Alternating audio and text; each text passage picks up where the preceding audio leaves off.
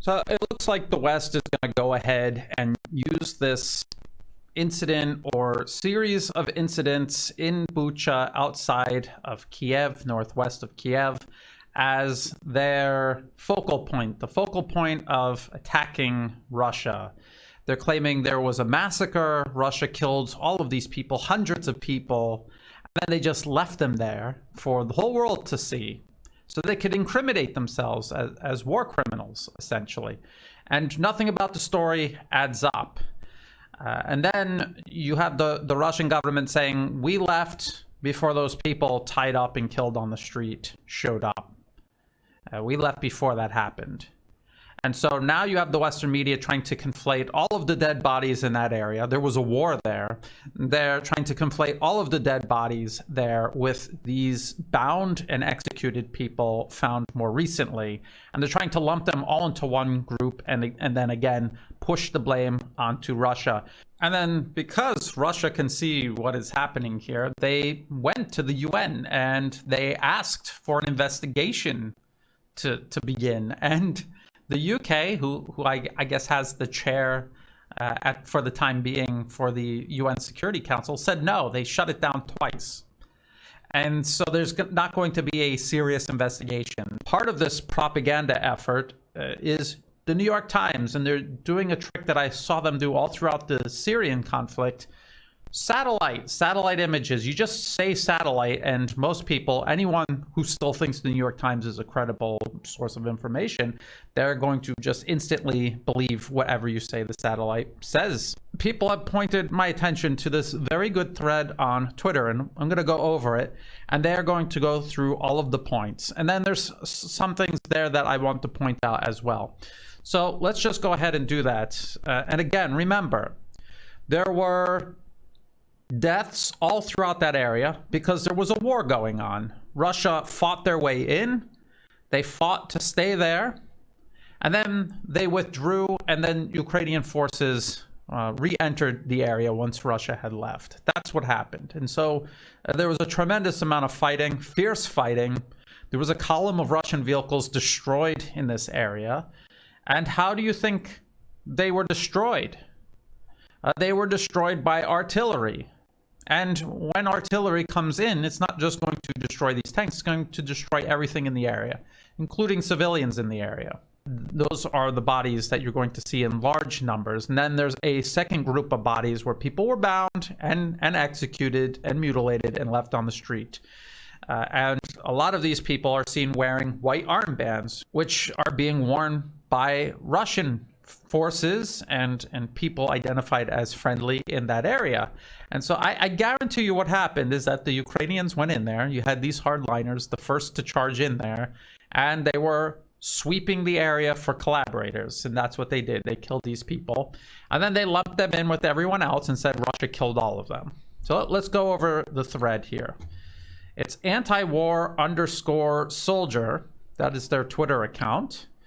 And it says a thread on Bucha incident, particularly events on Yablonska Street, presented by Ukrainian as a deliberate massacre of civilians. And here are some of the images. They're talking about this New York Times article where they show these satellite images that show what appear to be dead bodies on the street at a time when Russia held the area. And what the New York Times is trying to suggest is that Russia killed all those people and they just left them there.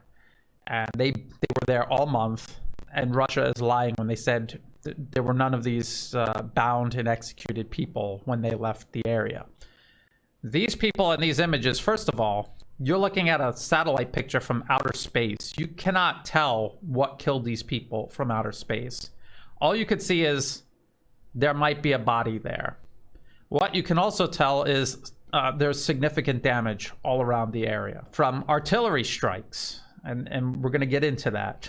It says, using Maxar satellite images, the precise date on which killing took place were found. March 11 for the incident with highest number of victims, and March 20th for the second incident on the same street. And they're comparing these satellite images with these street images. That's the New York Times doing this. During this time, the area, according to public sources, was firmly under Russian control. This is also supported by the fact that some civilian victims were wearing white sleeve bands, which they wear in Russian-controlled areas, right there. Here are satellite images from Maxar showing that mortar impacts and other damage from shelling came at the same time. Right there, you can see it, how the ground is disturbed there. All the material ejected when these projectiles hit the ground. And they're showing more of the images on the ground and how they correspond with these satellite images. Mortar impact not visible on the previous day. So they're showing you the previous day and then when these bodies showed up, along with corresponding damage on the road. Another picture where impacts from shelling can clearly be seen. So it's right there, and I'm not going to zoom in on the pictures because they're graphic. If you want to look at this, the link will be in the video description below. So just go in the video description, click on it, and look through this thread, and you can open all of these images yourself and take a look. These are mortar and artillery impacts. Russia is not going to be able to, even if they wanted to, shoot mortars and artillery in an area where they're located. That is something that your opponent would be doing to the area where you're located. So this would be Ukrainian incoming fire targeting Russians, I don't think targeting civilians, targeting Russians, but also killing civilians. That is what's going on here. It was a war. There was a war going on. They talk about this blogger who said they didn't see any executions or torture. The New York Times provides no evidence of torture or executions, except for these more recent bodies. And the New York Times article itself avoids the hard topic of absence of visible gunfire wounds, preferring to state that causes of death are unknown, but vaguely admits the possibility of them being killed by shelling, by artillery and mortar rounds. And then they point out that there's bodies seen more recently that were not in the New York Times' article, and they're not being accounted for obvious reasons. Because, again, there was a war, and there were people killed in this war, civilians killed in this war by Russians and Ukrainians during the fighting. It was intense fighting, and people were caught in the crossfire. People were killed. Ukraine accidentally killed civilians while fighting the Russians, and the Russians accidentally killed civilians while fighting back against the Ukrainians. But then there are these additional bodies that have showed up more recently that the Western media is trying to pretend don't exist. These are people who would have been killed after Russia left, which means the Ukrainians swept the area and they were executing collaborators, which they have been doing all of this time, all throughout this war. They have been carrying out war crimes. They've been executing, torturing, mutilating prisoners of war, and they have been abusing their own population in cities all across Ukraine. There are pictures every day coming out of police and soldiers brutalizing civilians, taping them to trees and to lamp posts, torturing them and leaving them there. And so why do you think that these same people who are committing all of these crimes, all of these human rights abuses, wouldn't go into an area, see these people as collaborators who were taking food and other supplies from the Russians and not working with them, but not working against them? Why wouldn't they see them as collaborators and want to kill them? The people with this mentality. There's some images here that you're going to have to click on here to show, and they're going to go over the different wounds and what is visible and what is not visible. They're pointing out the fact that these people were most likely killed by shrapnel from shelling. Most of them were killed by shrapnel from shelling. These bodies that were strewn about throughout this area over the course of a month. They don't want to show the satellite image of the fallen lamppost, and that's because, again, there was serious artillery fire hitting this area and destroying everything. And then if you show that, if you address that, then that raises the possibility that Ukraine killed at least some of these people. So here I'm gonna play a video, and you could open this up in your browser and watch this scaled up. But this is Ukraine on their own Telegram channels, proudly boasting how they're targeting Russians in Bucha. This is Bucha. These are the streets that we see all these dead bodies in. This is Ukraine shelling it, targeting Russian soldiers and targeting Russian equipment. And they are shelling the whole area, this residential area. You could see them blowing things up. And there's no way they did that and didn't also end up killing Ukrainian civilians. I mean, look at what's going on here. None of this is being pointed out by the Western media because their goal is to rush to a conclusion that this is all Russia's fault. They planned a massacre of civilians, and then that's what they did. They just deliberately went around killing civilians and just left their bodies sitting everywhere, all over the place. And they left all of this evidence behind for Ukraine to find when they left. Even though this was not a retreat, this was a withdrawal. Russia announced this over a week ago now, and then they step by step removed their troops in a very systematic and organized manner. There's one other video that I want to show you, just to be fair.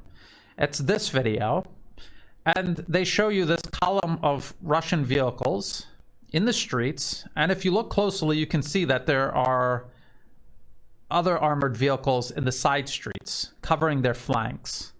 And this is during combat operations. The fighting was on and off. It was very tense.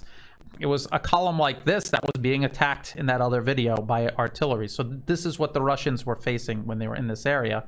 These vehicles in the side streets are supposed to stop flanking attacks.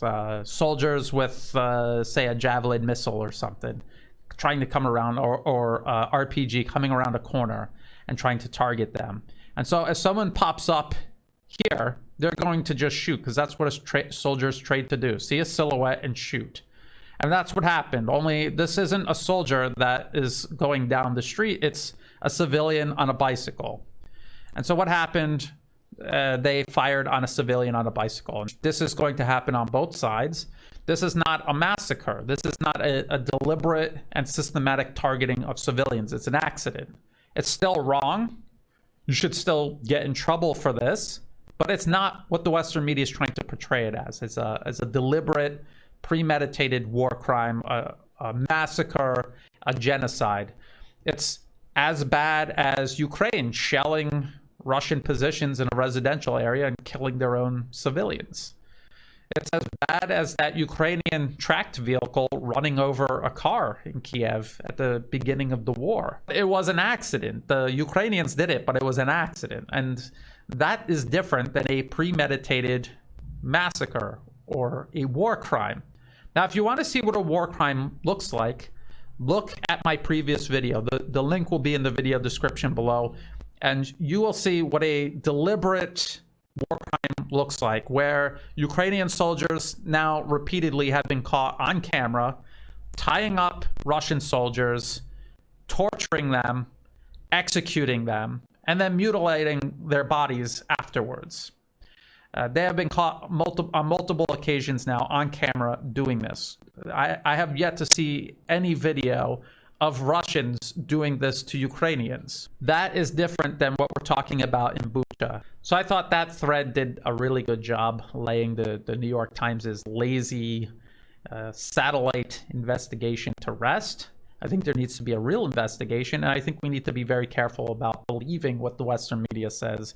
A Western media that has lied continuously for decades and decades about absolutely everything, including about the lead up to this conflict in Ukraine. There was an 8-year war that had gone on in Ukraine from 2014 to present day. Russia intervened in the middle of an ongoing war. It didn't start a war. The fact that most people watching the Western media don't know this shows you just how poorly informed, and deliberately so, they are by the Western media. So keep all of this in mind. We'll keep an eye on it. We'll keep digging for evidence. And remember, there's a war going on. And war means there's going to be people killed on both sides. There's going to be accidents on both sides. But there's also going to be needless brutality on both sides. And we need to sort it out. And if you're not interested in that and you just want to lie to smear your enemy, then ask yourself what it is you're even fighting for in the first place. If you thought the video was useful, please like and share. Think about subscribing. It's free to do. It helps the channel grow. If you're watching this on YouTube, please look in the video description for other places you can find my work, like Odyssey and Rumble, in case YouTube deletes my account. I'm also on Telegram. I update that very regularly. There's also a lot of other great accounts on Telegram, people who have been chased off of Twitter and Facebook, like I have. So you should sign up on Telegram, follow my account, and find all of these other great sources that have been censored by the West. Yes, the West censors people. In the video description below, there will be the link to this thread and several other articles that I want people to read and consider, as well as for ways you can help support my work.